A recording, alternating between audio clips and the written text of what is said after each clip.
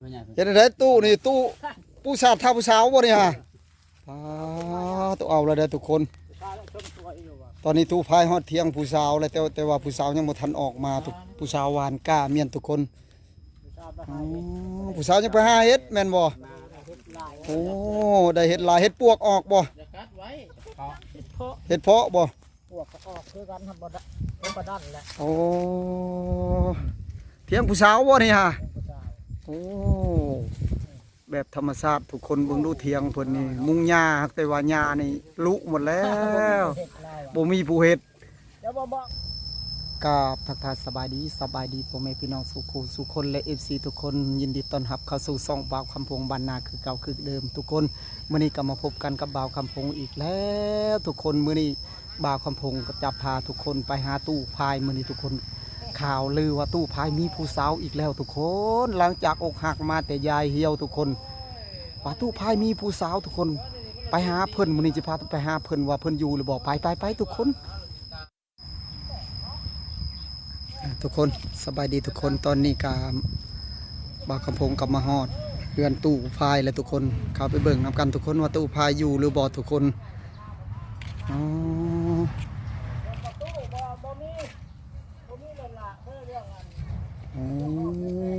อยู่ทุกคนตอนนี้กำลังแต่งเครื่องสิไปทางใดเด้ตอนนี้เด้ถ้าเบิ่งทุกคนโอ้ตู้เพิ่นคักๆเลยพี่น้องน่าจะเย็นทุกคนเลยอยู่ในห่ม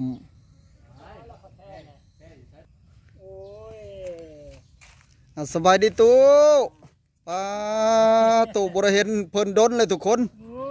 เพิ่นมาแต่พุ่นละแดนใต้พุ่นละทุกคนเลยหลังจากเพิ่นมาแต่แดนใต้ยังบ่ได้เห็นหากมามื้อนี้โอ้ไปจังใดมาจังใดดิเนาะจะกินซีนก็ว่าสิตายสิเอาแล้วกินซีนกับพิษเนาะซีนก็บ่ได้ตะบุญคนแต้พุ่นได้โอ้แต่บุญคอนแต้พุ่นบ่เป็นเดือนปลายเลยบ่แต่บุญนี่มอรับเรื่องผูกเดี๋ยวว่าบ่ได้อยู่รับเรื่องเป็นตะนั้นมาเลยเนาะหันเลยแล้วกินยังก็พิษรสจักชวาได้บ่ได้กินเผ็ดกินเค็มนะหมู่แล้วลงไปแสดงแกลูกไม้โอ้แกลูกไม้มันก็กินบ่ได้แล้วอ่ะเป็นอะไรบัดนี้เซาคักนั่นน่ะล่ะวะก็บ่คักได้คำกินต่างๆนี่โอ้แล้วก็ถ่ายไปน้ำโลดท้องร่วงบ่แบบท้องเฮาบ่อยากดีนะลำไส้แล้วแม่นล่ะคำว่ามันตึงแล้วมื้อนั้นมีอาการโลดถ่ายมันจะเป็นน้ำเลยได้ขออนุญาตมันมาตึงนะฮะใครจะมันระบายได้บ่ได้เจ็บบ่ได้ปวดโอ้ยเจ๊ได้ปวดจะเมื่อยแล้วนะก็วางหันบ่ได้เว้าแล้วเนาะจนว่า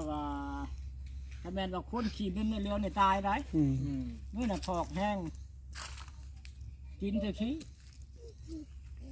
พันพื้นนี่แหละพันพื้นในร้านบ่ได้ขาดจังมือดอกพันน่ะพื้นในดิบเลยมันก็ไหม้ในดอกนี้เนี่ยเมื่อลงมาบาลาไปอันต้มเช่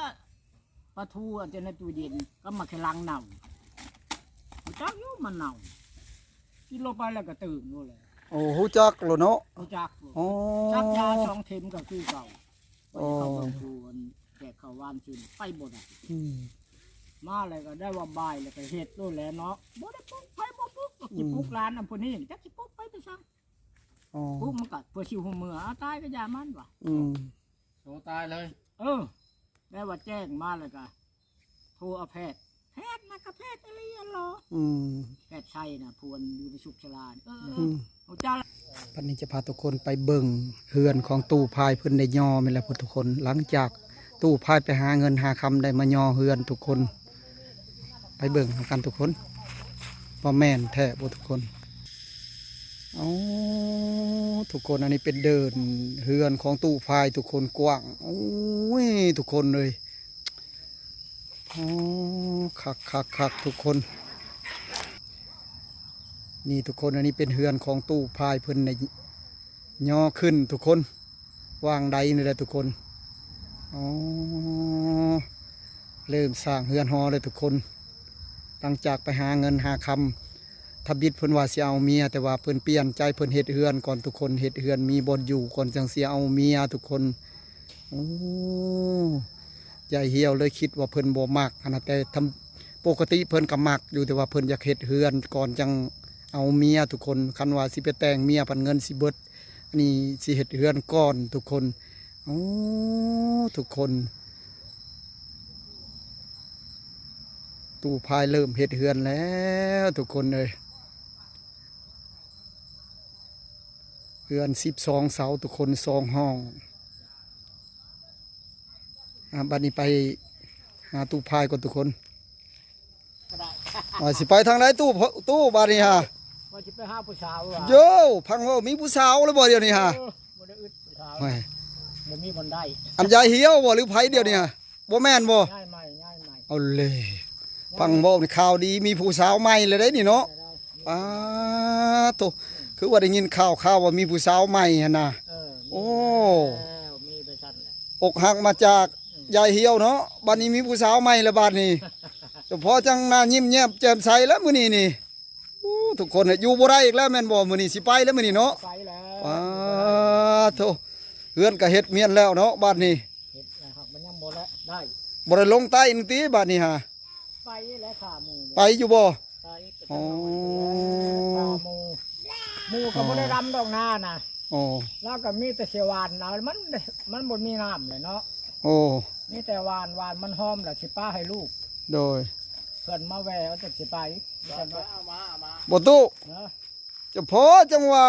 ยายเหี่ยวว่าตัวบ่แม่นตัวเนาะจะเฮ็ดเฮือนก่อนจังเอาเนาะยายเหี่ยวบ่ว่าตัวว่ะ ตัว โอ้ยไผจักตู้จะเฮ็ดเฮือน ให้เหี่ยวหลายใจ ยายเหี่ยวหลายใจเฮ็ดเฮือนก่อนจังเอาเมียแม่นบ่บ่มีเฮือนบ่มีบ่อนอยู่เด้แม่นบ่ อยู่ได้บ่ โอ้สิไปหาผู้สาวบัดนี้เนาะโอ้ เพิ่นหลายใจแล้วเพิ่น อ่ะไปจังน้อยสวยเด้จังน้อยเด้โอ้แสดงว่านั้นนัดผู้สาวแล้วแม่นบ่โอ้ข่าวดีเด้อทุกคนมื้อนี้ตู้พายสิไปแล้วบัดนี้อ่ะไปตู้อืมโอ้ ไปใกล้เลยแล้ว โอ้ ปลอในโลกไปมาก็บ่ได้ไปหรอกเพิ่นบ่ได้ลงมาเอาหรอกก็เพิ่นไป อ่ะทุกคนมื้อนี้ก็มาพอดีเจอตู้พายอยู่ทุกคนเพิ่นอยู่เพิ่นเกียมว่าสิไปหาผู้สาวมื้อนี้ฮะบ่าวกำพงพอดีทุกคนจะพาทุกคนไปเบิ่งนำกันว่าผู้สาวอยู่ไสพี่น้อง หักว่าวลายเนาะ โอ้แสดงตู้พายสิมีข่าวดีอีกทุกคนเลย ตอนนี้มีไหมและหลังจากอกหักมาจากยายเหี่ยวบ่มักไปมีตู้มี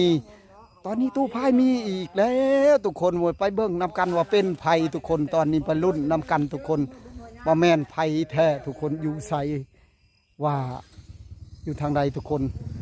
อาจจะพาทุกคนไปเบิ่งนำกันทุกคน เอาใกล้ๆเพื่อจันวาดนั่นแหละ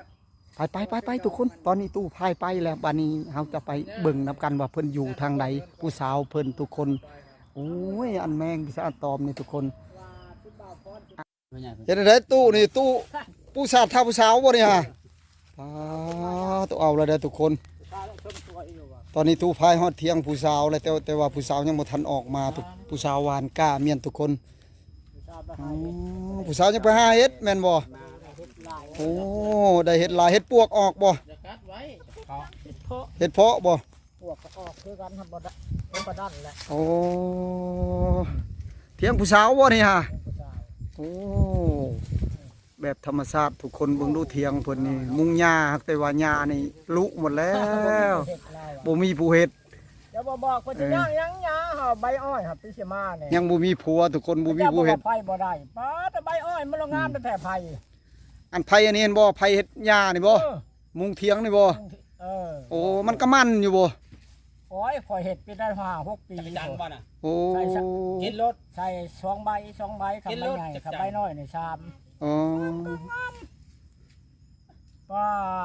เจ้าว่าสิมุ่งบ่ได้ มันจะเป็นหยังไผมันก็แนบ มันแห้งหนาแหละเนาะ หได้ โอ้ อืม ผู้ชาวนี่ยังบ่เห็นอยู่เนาะผู้ชาติพายังบ่เห็นอยู่เดี๋ยวนี้ฮะเอาเฮ็ดออกมาแกงบ่เดี๋ยวนี้บ่ได้เฮ็ดบ่ผู้ชาวนี่บ่ จังหวะโอ้ยลืมกับเขาบ่อึดเข้าดอก อันนี้จะเป็นเทียงนาผู้สาวตู้พายทุกคนเลย ผู้สาวบ่ได้ออกมื้อนี้ให้ผู้สาวไปหาเห็ดจักหน่อยก็สิออกมาดอกทุกคนอ่าอันนี้เป็นนาของผู้สาวตู้พายทุกคนตอนนี้ก็มาฮอดเทียงตู้พายและอันเทียงผู้สาวตู้พายแล้วทุกคนเอ้ยแต่ว่าผู้สาวเพิ่นยังบ่ทันออกมาจักหน่อยพุ่นแหละทุกคนเพราะว่าเพิ่นนัดไว้แล้วมื้อนี้คือสิบ่ผิดนัดแล้วมื้อนี้เนาะตู้เนาะมังนัดบ่เน่าแล้วมื้อนี้ฮะแน่นอนแม่นบ่ พิษเนี่ยก็ง่วงจะแตกอ้อยอันนั้นเช็ดตะกร้าผู้สาวเนาะบ่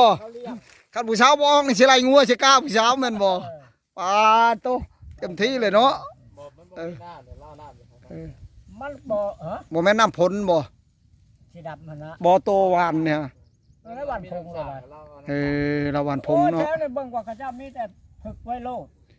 บ่ได้แหละไผก็สิบอกหักแล้วน่ะสิดำเราอ่ะ บอกแล้วว่าพื้นละบ้านได้นะฮะหน้าบ้านนะครับพ่อยากเนาะ บ่แล้ววานโลดแล้วอันนี้ก็ได้ บ่ตายบ่เนาะ โอ้ยมันบ่จะตายได้ดินตัวนี้มันชุ่มนะ มันบ่โคนะมันชุ่มตลอด โอ้ ลากนั่นลากสีดำมันพลังคนไม่แต่หวานป้าเลยลากนั่นสีดำหน้าบ่ลายจะมาปั่นเอาแน่แหละ โอ้ น่านพูดผัวตายก็ปั่นได้แล้วเนาะ โอ้ผัวตายเรานี่เนาะ ผัวตายพี่กายนี่แหละ ตายปีกายนี่บ่ อืม อ๋อ เอาก็มาปั่นเอา สีดำเราว่ามันจังจะได้แน่ โอ้ เอาวานนี่ก็พอปานนั้นแหละได้ก็ได้เนาะบ่โทดำดอก หน้านี่คือสิเป็นเนาะ งามอยู่ได้ไปชมหน้าโน้นอยู่มันดินมันก็จะกระนั่นอยู่ มันแล้ว ที่ ห้องยามาไว้ ใช้ก็มีแต่ปีนี่มีแต่หวานนะบุตร บ่คู่มืออื่นผู้สาวมาเผากล้าบ่ มาอยู่คู่มือแล้วมัน แต่ละมือหันใด เออ เท่าแต่มือนี้แม่นบ่ไปหาเห็ดฮะ ก็หาเห็ดจะแม่มาจัด โอ้ เนี่ยเป็นแต่งลูกเคยเป็นจอบหาเห็นคนจอบผม โอ้ หรือว่าแต่งเส้นเที่ยงนี้บ่จอบเห็นกี่คนก็มานี่เบ้งัวไปอยู่พุ่นได้เจอไปพุ่นท่านเบอร์กล้าเพิ่น คือบ่เห็นปลาไดงัวเนาะ เขาจะเลี้ยงแน่ละได้ เขาอยากเลี้ยงแน่เลยบ่ บ้านเขาเองน่ะยังบ่เลี้ยงนี่ ผู้เด้งัวผู้ งัวหมูนั่นแหละฮะ เออ แต่ว่างัวเราเองประจังแหละเนี่ยขาวๆน่ะ ทุกคนรอลุ้นนำกันจักหน่อยผู้สาวตู่พายมาทุกคนมื้อนี้แน่นอนทุกคนได้พ่อแน่นอนทุกคน ว่าเป็นแบบใดงามชำใดผู้สาวตู่พายได้ผู้สาวแล้วบัดนี้เพิ่นยิ้มเป้ยอยู่นี่ ชาวงามน่ะตาอร่อย ผู้สาวงามหน้าตาเปิ้นลอยอยู่เพิ่นว่าโอ้ตู่เฮาดีใจนำมีแต่รอลุ้นรอติดตามคลิปต่อไปทุกคนผู้สาวจักหน่อยผู้สาวมาทุกคนโอ้ยมีหยังไปพากผู้สาวนี่ตู่ นี่จะลูกไม้นี่แหละ อ๋อคือใหญ่เท่าดอกไม้นี่บ่ ว่าทำไมกุ๊ก โอ้เถอะพังเว่านี่ผู้สาวดีใจแล้วมื้อนี้สิได้แกงหน่อไม้มื้อนี้เนาะโอ้ แต่หาพอดีได้ใส่กับเห็ดเจ้า บ่ได้ธรรมดาเลยตู้ทุกคนเอาหน่อไม้มาแกงใส่เฮ็ดมื้อนี้ทุกคนโอ้ยทุกคนเลย มันมาอึดไข่ คือสิแซ่บคักเลยมื้อนี้ฮะ แซ่บมาแล้ว ก็ขอกราบคำว่าสบายดีฝากติดตามคลิปต่อไป